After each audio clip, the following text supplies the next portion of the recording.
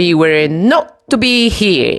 Rochester was the last planned stop on our trip, but after 2 months on the road, we couldn't face going home just yet. So, this is Buffalo, specifically the area called Allentown, which is really quite nice in the evening. Except most places will stop taking food orders around 9, so bear that in mind. We got there a bit late, having had issues detaching ourselves from those carousel cats in Rochester. Anyways, it was almost Labor Day, which world over is celebrated by doing absolutely no labor and taking a day off instead. Therefore, finding a hotel on the spot wasn't easy, and we only had the one day. Now, what can you do in Buffalo for a day? So, what's in Buffalo? Well, many things, and frankly anything would do because we just didn't want to go home, but it's not without its history. One president got assassinated there, another is sworn in, and there's plenty of fascinating old buildings, some of them by Richardson, whom we've met in Albany. In fact, I read, had all his projects been realized and they survived, Buffalo would be the one place with most buildings by Richardson anywhere. As it is, it's only 2. But Gremlin's not a fan of old buildings, except by the one guy. Who's your favorite architect? Frank Lloyd Wright. So, this is our little wrapping up architectural Frank Lloyd Wright tour. First up is the Fontana Boathouse, designed in 1905 for the rowing team of University of Wisconsin, i.e. nowhere near Buffalo, as the Yahara River Boathouse. University of Wisconsin never got around to building it, even though Wright was very proud of it. It was his first flat roof, and he did include it in the My Personal Best portfolio, put together in 1910, and that was the only unbuilt building in there.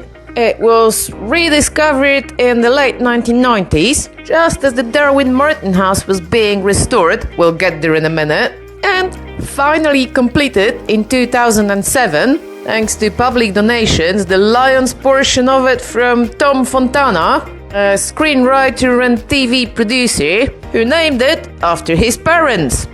So here it stands today, displaying the insignia of the local West Side Rowing Club, of which Tom Fontana's father was a member, but it's more of an event venue. Well, still, it's here. And since it's a beautiful day, let's stay outside, in the Forest Lawn Cemetery. What? It's like a park. Cause here stands the blue Sky Mausoleum, designed by Wright somewhere between 1925 and 1928 for Darwin Martin, Wright's #1 fan, at least in Buffalo, who by then worked in a building designed by Wright, lived in a house designed by Wright, holidayed in a summer house designed by Wright, and so wanted to be buried in a Wright structure. He'd probably asked Wright to design the coffin too, but alas, he went bankrupt in the Great Depression, and so the mausoleum never got built back then. The cemetery rediscovered the drawings around the turn of the millennia and commissioned Anthony Putnam, a direct disciple of Wright's, who seemed to specialize in executing his dead master's project because he also did the Fontana Boathouse and another building in Wisconsin, to build it. It was completed in 2004, and judging from the fact that since then only 3 spaces seem to be occupied, can't be cheap.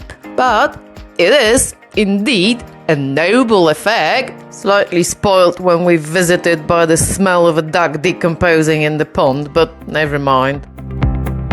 Note to visitors, despite this threatening notice, the toilets might be open. Try the door. Alright, and now, before you hear about Darwin Martin for the 3rd time, here's why he mattered.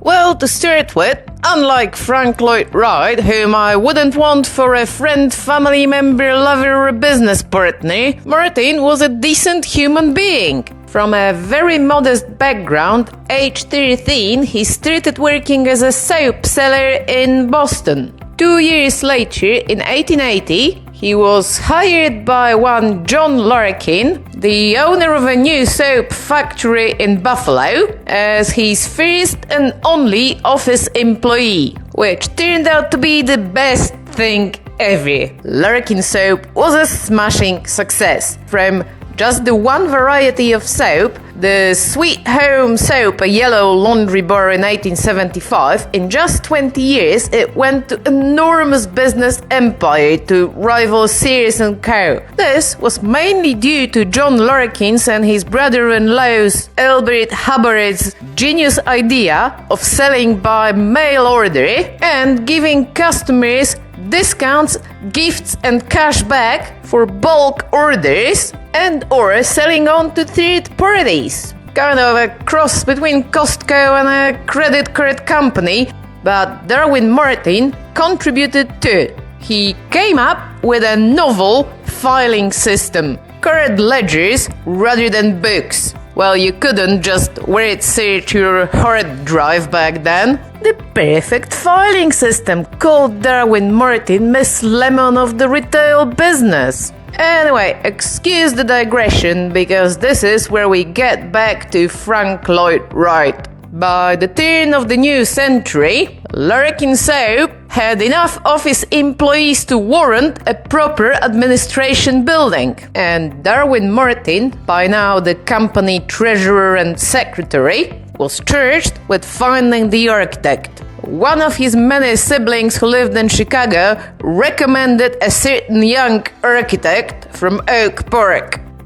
John Larkin initially wasn't sold, but Martin and another board member, William Heath, his brother-in-law and the head of legal, were persuasive. And so, in 1902, Frank Lloyd Wright got his first commission for a public building, the Larkin Administration Building.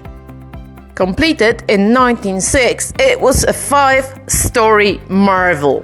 Natural light in all spaces, central heating and air conditioning, all built-in furniture, soundproofing, suspended toilet partitions and toilet bowls for easy cleaning, restaurant, kitchen, rooftop conservatory, even a pipe organ. And while the company building was going up, Wright got another commission, a house for Darwin Martin himself. Wright was famous for overshooting time and budgets multiple times, and Martin gave him a completely free rein. The end result was a prairie house complex floating in various greenery, made up of 6 buildings, most of them linked together, right down to the smallest detail. It is a miracle that it's still here, having been abandoned and even partly demolished for decades. Darwin Martin loved it. His wife, Isabel, didn't quite.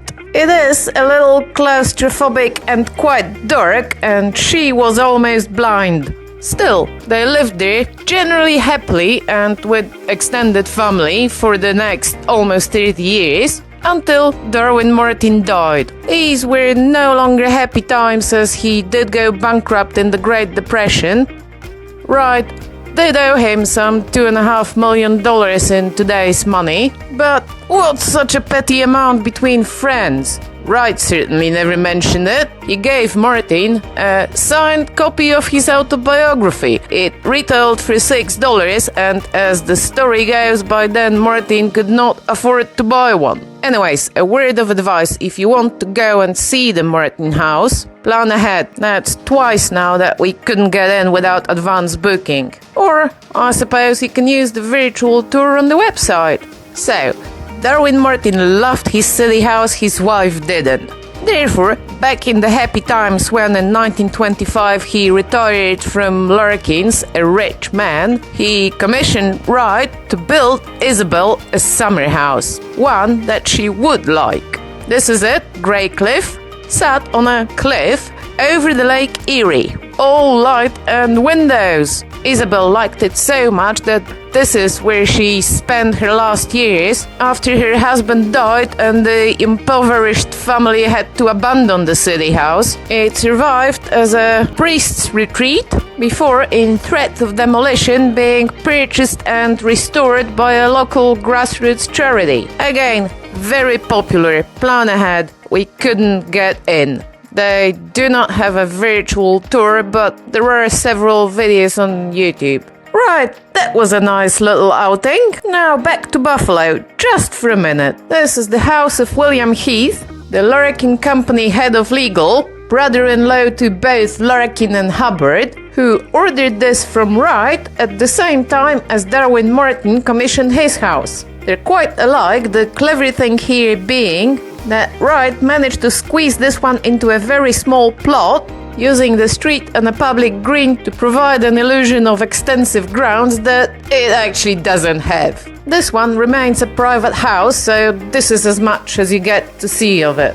And there is one other such house nearby, another commission that Darwin Martin got for Wright from yet another Larkin executive called Davidson. It's famous for the floor-to-ceiling windows in the sitting room, and in my tired and confused state, I've managed to film the house across the road from it. So this is not what it looks like, this is what it looks like. And what does this tell me? That this is the end of that trip and that holiday, home time.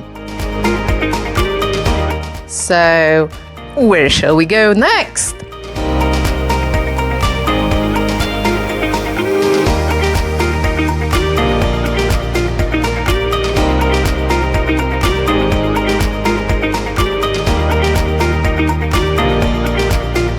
Gremlin on the road.